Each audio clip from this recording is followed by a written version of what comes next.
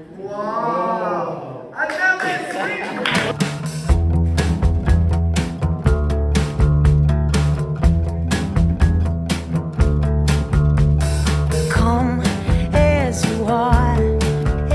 יש פה חברותה, יש פה כיף, יש פה עניין, יש פה התפתחות, יש פה אתגרים, יש פה משחק, יש פה דמויות, יש פה עולם ומלואו, באמת. אני במקום שאני יכול לעלות על הבמה, לשחק, לרקוד, לנוע, ואני ממליץ לכולם.